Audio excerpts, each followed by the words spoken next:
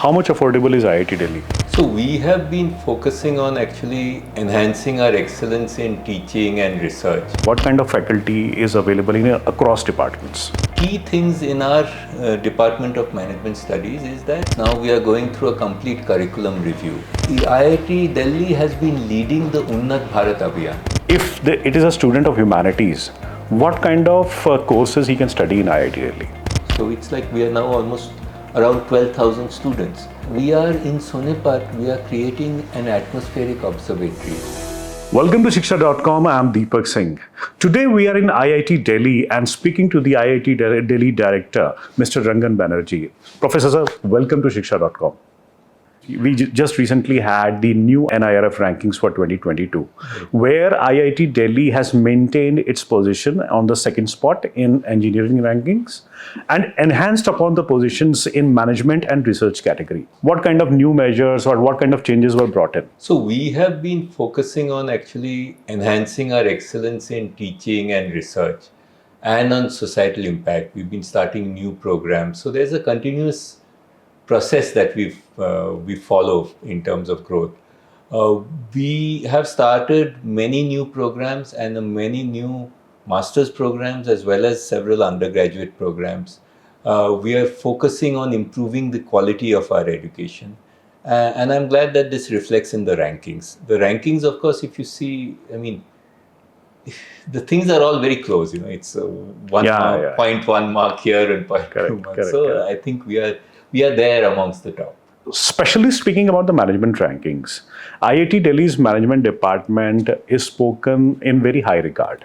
What specialities does it have in order to be there in the top rankings of management? Key things in our Department of Management Studies is that we have a very strong focus on research. Okay. So apart from the management program itself, all of our faculty members in their different domains are also very active in research. They're publishing, they're writing books, and this, of course, reflects in what goes into the classroom. What will be required in order to reach to the zenith of these rankings? We are not focusing on the rankings, right? So we are currently, for instance, now we are going through a complete curriculum review. We are looking at ways in which we make our education holistic. We are giving our students an experience where they will transform themselves. And whether it is in the classroom, whether it is working on projects, opportunities for immersion, for design, and the extracurricular, the sports. So we will continue on that pathway. We are also looking at seeing that the technology that we develop and the intellectual property that is there actually goes out to society. So a very strong focus of ours is on societal impact. So as I just said, we are not really focusing on the rankings, but we should get there. When you were speaking about the research, the focus on research especially, how much of it is connected with the society, like you said? We have 600 faculty members. Each faculty member has his or her own research domain, and they are publishing, they are working on this. Our efforts are to cluster and catalyze groups of faculty members. So we are looking at healthcare. We have 65, 70 faculty members in healthcare. We are collaborating with AIIMS. We have an initiative which is the Delhi Research Innovation Cluster, supported by the PSA's office. There we are looking at various themes in which we work together along with Ashoka University, with JNU, with AIIMS, and with societal organizations and create an impact. So we're looking at electrical vehicles, we are looking at air quality, we are looking at waste to energy and healthcare, all of these initiatives. So the whole idea is that faculty members continue to work in their domain of expertise, but we bring together a total perspective where different parts are taken up by different things, and overall we are having a complete solution.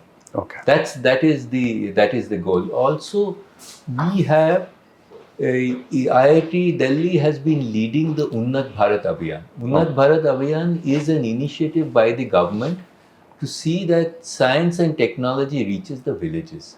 So more than 10,000 villages. In each village, We have different kinds of programs. We have students going and spending time in the village. They work with the Gram Panchayat, look at technology applications, and there are a large number of case studies of this. So this is another initiative that is there. And this is happening right now? Yes, yes. Unnat Bharat Abhiyan has been happening for several years, and Okay. IIT Delhi is Right. actually leading it. And we have a large number of villages identified. They're happy to share details with you. And this is something where we are not just facilitating IIT Delhi students, but it is engineering and science students from across the country. Okay. And to spend that. We have now, we have got very significant cutting edge characterization and fabrication facilities. And these we call them, we have the central research facilities, we have the nano research facilities, and then we have all of this. We have some of it is in our Hoskas campus and some of it is in our Sonipat campus. Okay. We also have, the government has a new scheme called the Sathi.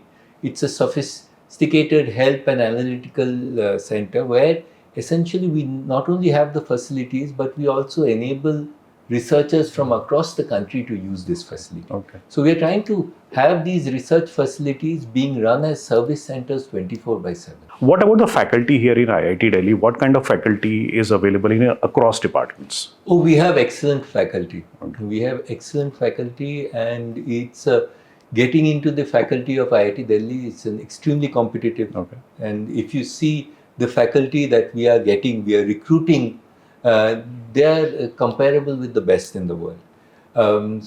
We start up when the faculty joins, he or she is given a startup grant. They start up with their research, they look at the teaching, and so we are able to attract the best faculty. We are also trying to attract international faculty, but there are some issues related to that because our salary structure, the kind of incentives that we can get. We have some international faculty, but we are trying to see how to increase that. In totality, how many departments are there in IIT Delhi, and what kind of courses these offer? Be about, if you see departments, centers, academic institutes, more than 30. We have the traditional engineering departments, so if you see mechanical, electrical, chemical, civil, computer science, and then we have also the interdisciplinary programs. And some of these interdisciplinary programs have become departments. So we've started the Department of Energy Science and Engineering recently. We have a Department of Material Science. We have the Science Department, Physics, Chemistry, Mathematics. We also have a Center for Optics. Okay. And then we have we have interdisciplinary programs. And these are where we are doing many master's programs. We have in many new areas like artificial intelligence. Right. We've got schools. We have a School of Public Policy. We have a Department of Humanities and Social Sciences. We have a Department of Management Studies. We've got a Department of Design. So we have made the transition from being a pure science and engineering institute to now we are a full-fledged, we have almost all the disciplines, and because of that we offer a large, broad spectrum of courses for our students. We are still predominantly, focus is still, most of our students are still science and engineering, right, but a significant proportion are non-science, non-engineering. Okay. And this enriches the campus experience. And just a little bit elaborating more on that, if it is a student of humanities, what kind of courses he can study in IIT Delhi? Student of humanities could be doing a master's in public policy. Okay. Could be doing.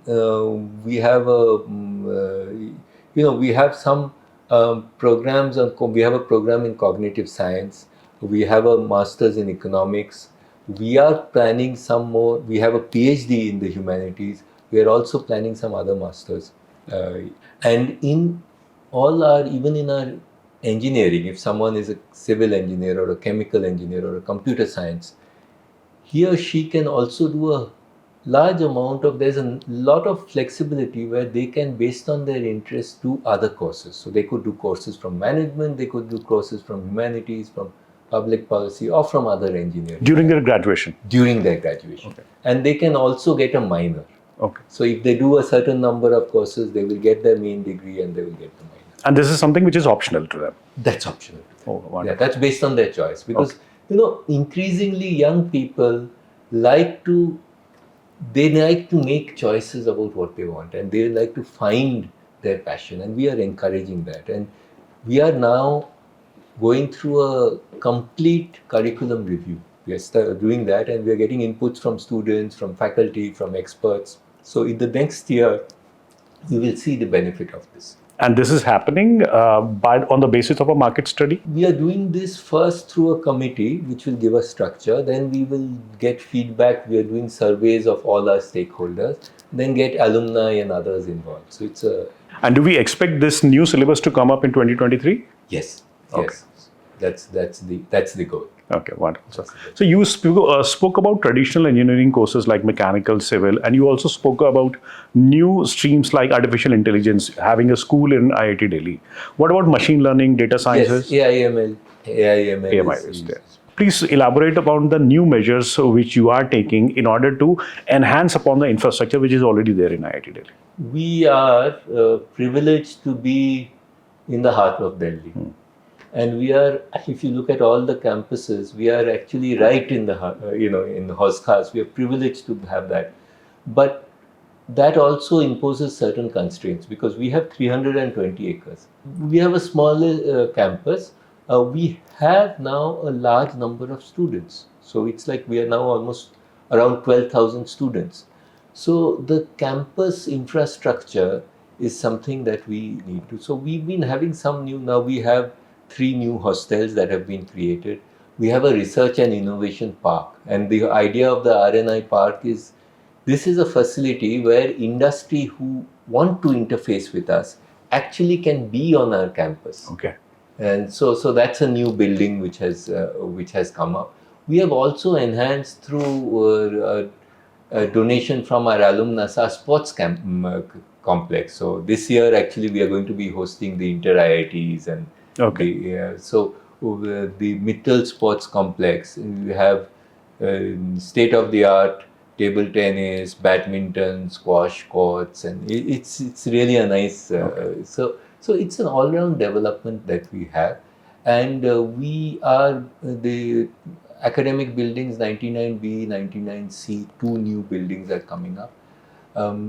We have been given by the government of Haryana 2 additional extension campuses. One is in Sonipat and the other is in Jhajjar. In Sonipat, we have already made some development. We have built on this, we have got all the infrastructure in terms of the high-end equipment. So a lot of our central facilities and the Sathi building is coming up there. How many students are there in Sonipat? It's not as students. What we do is, there are research facilities, so students go there when we haven't got any new program there. Okay. But we are in Sonipat, we are creating an atmospheric observatory, which will actually have it will be one of the few in the country which has all the real-time monitoring of air quality, as well as satellite data and weather data, and so it's going to be the NCR region air quality problem. The kind of measurements that we will be able to provide in Sonipat will actually give us a lot of. We'll be able to do source apportionment, a lot of things which will be there, and this is something that we have made the initial. We've got some funding. We've made the initial kinds of equipment which we have installed there, so that we are also planning a drone facility over there, and the idea is to have a drone testing center. We have government has funded a hub for cobotics. Cobotics is collaborative robotics. Okay. So in that we have various applications of robotics and humans, and we are funding startups and doing that. So that's again another very exciting. And you're funding startups in drone hub as well? We will be funding startups. Okay. And drone hub has come up, or? A drone hub is in process of. It's in process. And so you were speaking about the atmospheric facility that you are Yes. developing. Yeah. So that means that can help us in coming to a solution in NCR. We hope, we have several faculty members working in the air quality problem. We have a sensor network. We are looking at source apportionment. We are creating some of our faculty colleagues have got a mobile vehicle where all the equipment will be installed, and they will be Okay. taking real-time data, GIS, the mapping, as well as diffusion, the modeling. So the science behind it, we have a center, and we have a number of faculty members. We also have, Professor Mukesh Khare, who has been actually one of the pioneers whom the government considers for looking at what kind of policy intervention. So I think we are trying to put all of this together and try to. One of the challenges when I spoke to faculty members, we said that can we make a visible difference in our environment? Okay. And in the air, in the region we are in the air that we breathe. And so that can we see that over a few years, because of our understanding, our research, and our interventions, that we can actually see a dip, in the winter. PML levels. Yes. If we are expecting any results to come by that facility, what time frame you have in your mind? Overall, the efforts are continuing. Okay. And there are many grand challenge projects. There are sensors, there are papers, they are intervening also in the process. But I think in a framework of 3 to 5 years, we should Okay. be making an actual. About the drone hub that you are creating in Sonipat, how will it benefit the drone industry? Because I've seen a lot of new entrepreneurs coming up with drone technology, and a lot of government support is being given to develop towards developing new kind of drones. And imports have been banned in certain cases. So there's a big scope for drone There industry. is definitely a big scope. Right. And we do have many of our alumni startups and are supported by Okay. and IIT Delhi, and they are also part of it. So we have some possibility of giving funding, but we are also looking at a place where you can have drone pilot training. We can actually, Okay. yeah. So that's the drone training facility. How much affordable is IIT Delhi? So I tell you, for a undergraduate education, the fees per semester is about 1 lakh. So it's 2 lakhs for a year. Okay. Okay, that's of course only the tuition fees, and of course stay and other things. But also we have within that also, if the parental income or the family income is less, then we have many scholarships. Okay. So basically the thing is that no one who is meritorious will be denied education because of finance. So this is only merit-based scholarship? Which Scholarships are merit come means. Okay. All means based. So basically, Okay. if anyone has a problem in paying the fees, we do have. That's not an issue. And if you just compare internationally, or you compare even with any of the private universities, this is actually much. I mean, in schools people are paying. Yeah, absolutely. So absolutely. this is the cost of education. If you see, I mean, if you just pay, it's about around 7 lakhs. 7 lakh for the entire BTech course.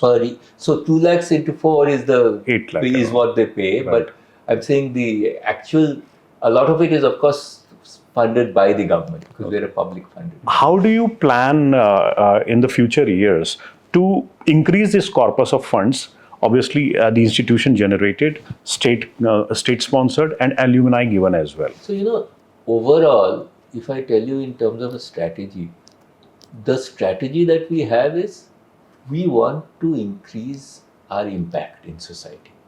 And if we increase our impact in society, if our ideas and our technology is adding value, that would give us revenues. That's an overall sort of principle. Okay. But if you want to think in terms of numbers, we do annually, last year, we got about 450 crores of research funding. Okay. From industry? 450 crores, most of it is competitive grants, many from DST and government, but where we apply for it and others are also competing in this. From industry, it may be out of that will be about 50 crores. Okay. Okay, so that's the kind of thing. In terms of continuing education programs for industry people, working professionals, we did about 20 crores. So not very high, but these are reasonable numbers and they're on a growing trend. So overall, we think that that is one trend. Second thing is we are seeing we have more than 20 centers of excellence, and each of these centers have 10 crores or more investment over a 4-5 year period. Many of them are funded by one industry, multiple industries, so they are in different themes and they are also working together. So I think working together with industry, CSR may be another thing, working with not just research but actually seeing and then our startups, incubation, commercialization, those are the kind of things, and then alumni. Okay. And so it's going to be, I mean, it's a it's a typical, but you look at any public funded institute anywhere in the world, it's always an issue. So there is unrestricted funding which they get from government, they will also get from philanthropists, and then there are things which you can generate. You can of course generate funds, Right. but if you want to generate funds, then you have to keep charging, increasing the fees, Right. which we don't want to do because our goal is, so this is it's a tricky thing. Okay. It's Okay. not, there's no easy solution, but Okay. as I said, our overall strategy is that if we can Make an impact. make an impact in our region, in the country, and when we know that these things are happening and the people, then things Everything will follow. automatically things. Wonderful, sir. But it's a longer term thing. How much of the batch is getting placed, and what are the average placements both in BTech and management? Almost all our people Okay. are placed. I think the placement in management is almost like 100%. In the BTech, most of the people who sit for placements, I mean, I don't know the number exactly, 85 plus are all placed. Some are also placed subsequently, some are, they decide to do other things. Yeah. So I think our placements are really good and they've been also improving. We have a career services which actually focuses on this Office of Career Services. We are also providing the opportunity for students who want to do startups. They can go for deferred placement. Okay. So they go do the startup, try it out. Okay. They can come back after 2 years and go for. Is there a limit to the years time? I think typically it's about 2 years. Okay. But on case by case basis, maybe you can. But basically, you don't want people to sit too many times. I mean, you want them to sit only once, but you give that flexibility is there. These are exciting times. We spoke a lot about research, studies, post-graduation and graduation here. What about the fun activities here in IIT Delhi? Oh, well, every day there are lots and lots of things going on. So we have number of different clubs. We have a cultural festival, Rendezvous. We have a technical festival called Trace. We have music, dance, everything. So students are, I mean, you see, the fun thing to be at IIT Delhi is to be a student. Okay. And I think it's a great ecosystem and people. And do faculties have fun as well? Yeah, of course, faculties are fun. Faculties have also been students at one point of time, and everyone has their own idea of fun. So I think, yeah. Wonderful, sir. Thank you. Speaking with you, it was a wonderful conversation where you spoke about your dream of converting IIT Delhi or taking IIT Delhi to a place where it has or it controls a thought leadership for the kind of work it is doing in different fields, in different research areas, and helping to the cause of Atmanirbhar Bharat and Make in India as well. Thank you so much, sir. It was a pleasure interacting with you.